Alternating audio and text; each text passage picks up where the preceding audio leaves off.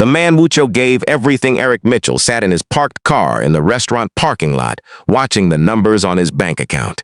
$12.37. He had exactly enough to take his daughter to dinner, but it would leave him empty for 2 more days until his next paycheck. His hands gripped the steering wheel. He was 52 years old. He had worked his entire life.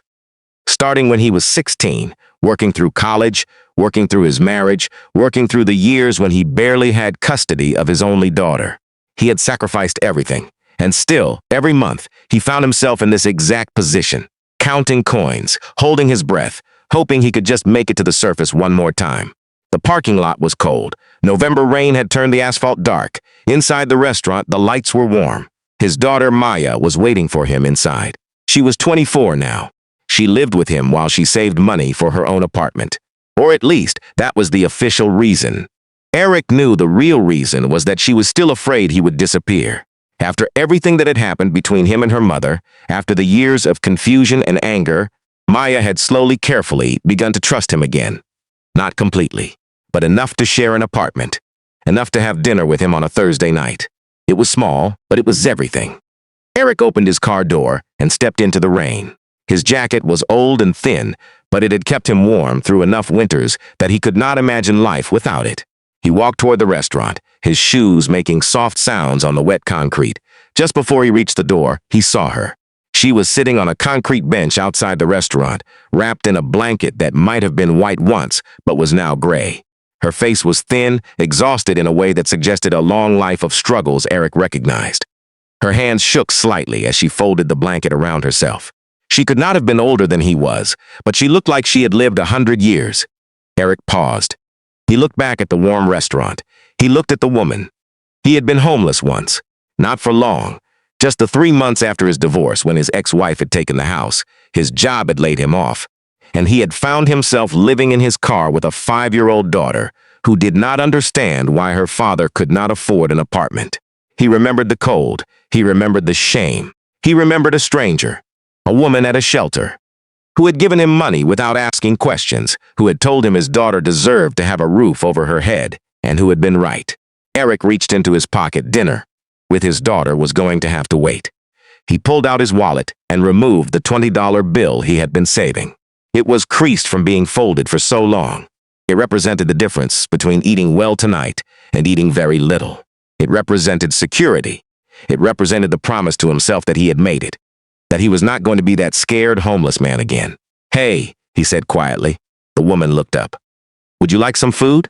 This place has good soup." The woman looked at the money, then at him, then back at the money. Her eyes filled with tears. Yes, thank you. Thank you." She took the bill with a hand that shook. Eric nodded. He put his wallet back in his pocket. He turned toward the restaurant door. Inside, the restaurant was warm. The smell of food made his stomach ache. He walked to the table where his daughter was waiting. She was looking at her phone, but she looked up when he arrived. "Hey, Dad," she said. The coolness in her voice had softened slightly over the past few months, but it was still there, still that layer of protection between them. "Hey, sweetheart," he said. He sat down across from her. "How was work?" they ordered. Maya got a sandwich. Eric ordered soup, the same soup he had given money to the homeless woman to buy. His stomach complained as he waited, but he had lived with hunger before. It was not the worst thing. They talked a little. Not much. Maya mentioned a project at her graphic design job. Eric talked about work at the hotel, surface conversations, safe conversations, the kind that kept them connected without requiring them to be vulnerable. When the check came, Eric paid with his last dollars. As they were putting on their coats to leave, Maya looked out the window. "Dad," she said slowly, "isn't that the woman you were talking to when you came in?" Eric looked. Yes, Eleanor. He did not know her name was Eleanor yet. Was still sitting on the bench, now holding a steaming cup of soup. She was crying quietly, drinking the soup and crying. "Oh my God," Maya said. Her voice had changed. It was sharp now, accusatory. "Dad, you gave her money, didn't you?" Eric did not answer. He did not need to. "Dad," Maya's voice rose. "We needed that money. Do you understand that? We have $12 until your next paycheck. $12. And you gave it to a stranger?" Eric looked at his daughter. He saw his ex-wife's expression on her face, that mixture of disappointment and anger that suggested he was a fundamental failure at life. "Because somebody helped me once," he said quietly. "What?" "When I was homeless after the divorce. I did not have anywhere to go. I was living in my car with you. I was terrified. And a woman, I never even got her name. She helped me. She gave me money. She told me to deserve better. And because of her, I was able to get us an apartment. I was able to get us back on our feet. Maya was silent. They walked to the car in the cold rain. In the parking lot, Eric pulled out of his space and drove toward home. He could feel Maya's anger filling the car like smoke. She did not look at him. "That was stupid, Dad," she finally said. "That was really stupid." Eric gripped the steering wheel. "Maybe," he said. But I could not walk away from her. I could not. At home, in their small two-bedroom apartment, Maya retreated to her room. Eric sat on the couch and listened to the sound of rain hitting the windows. His stomach was empty. It would be empty for 2 more days until his paycheck came. But outside somewhere, a woman was eating soup. That was worth something. That had to be worth something. He fell asleep thinking about the woman's face when he had given her the money. He fell asleep thinking about the years he had spent trying to prove to his daughter that he was not a failure. He fell asleep thinking about the life he had built, fragile, uncertain, but honest. The next morning, the knock on the door came at 8:09 a.m. Eric had just returned from his night shift at the hotel. He was tired, still in his maintenance uniform. He opened the door to find 3 people standing in the hallway of his apartment building. The woman from the restaurant was one of them. She was clean now, dressed in expensive clothes, her face washed and calm. Next to her stood a man in a suit, a professional clearly. And next to them both was someone else. Someone familiar. "Mr. Mitchell," the woman said. Her voice was different now, confident, educated, polished. "I am Eleanor Vasquez. I do not know if you remember me, but I need to tell you something." Eric's stomach dropped. He recognized something in her voice now. Something from 30 years ago. 30 years ago, Eleanor continued. "I was homeless. I was living on the street in Sacramento. I had lost everything. I had no family, no money, no hope. I was waiting outside a restaurant for someone to leave food for me. And you stopped. You were homeless too. I could see that. You were a young man with a daughter, and you were struggling. But you saw me, and you gave me money. You told me I deserved better." Eric's hand was shaking as he held the door open. "That $20, Eleanor said, started everything. I used it to get a meal and a safe place to sleep for one night. That one night gave me the strength to get a job the next day. That job led to other jobs. I worked my way up. I built a company. I have spent 30 years building something. And every single day, I thought about you. I thought about the man who had given me his last $20 when he had a daughter waiting for him. I have spent decades searching for you, Mr. Mitchell, and I found you." Eric could not speak. His eyes were burning with tears. "I want to thank you," Eleanor said.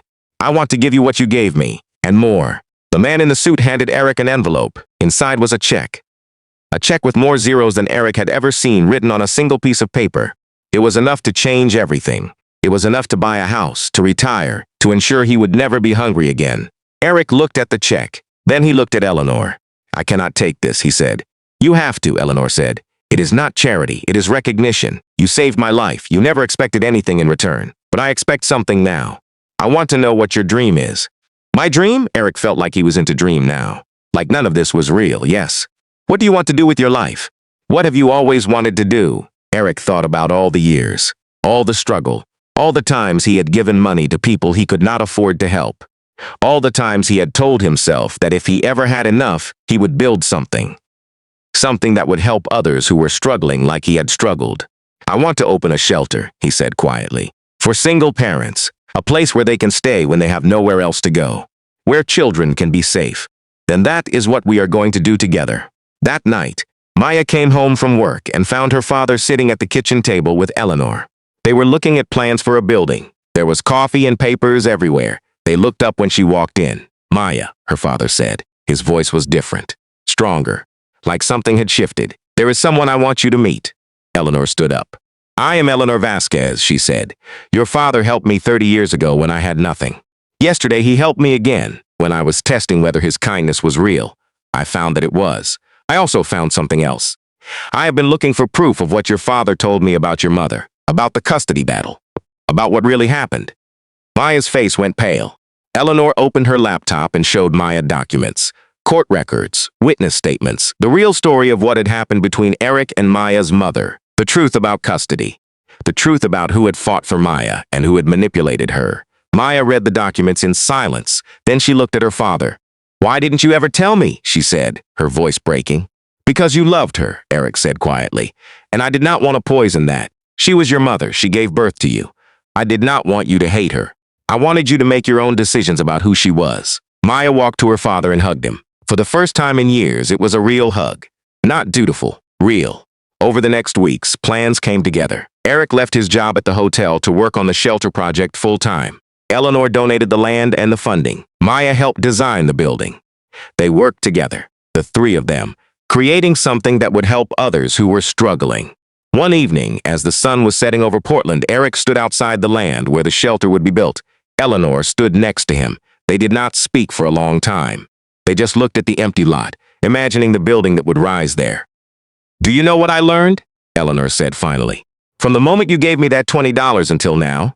"What?" Eric asked. "That kindness is not weak. That sacrifice is not foolish. That a single act of generosity can change the entire trajectory of a person's life. You did that for me, and I spent 30 years building something so I could do it for someone else." Eric nodded. He thought about all the years of struggle, all the times he had doubted himself, all the times he had wondered if his sacrifice mattered. "It always mattered," Eleanor said, as if reading his mind. "Every time you gave something you did not have. Every time you chose to be kind when you could have chosen to be selfish. Every time you sacrificed for your daughter. It all mattered. And now everyone will know that it mattered." The shelter opened 6 months later. It was a beautiful building, warm and welcoming, designed with care by a young woman who finally understood her father.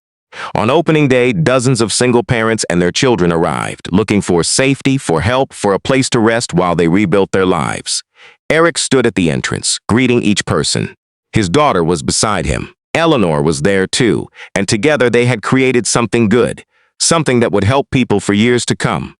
As Eric looked at the families arriving for shelter, he thought back to the night he had given away his last $20. That night had seemed foolish to his daughter. That night had seemed like the end, but it was not the end. It was a beginning. And finally, Eric understood something he had never been able to believe before. His life had mattered. His sacrifice had meant something. The kindness he had given to a stranger all those years ago had come full circle. And now it was being multiplied, shared with hundreds of people who would never know his name, but who would benefit from the foundation he had built. He was not just a maintenance worker who had barely survived. He was a man who had changed lives. He was a man worthy of love. He was a man worthy of recognition. He was a man who had given everything, and in the giving had finally found everything he needed.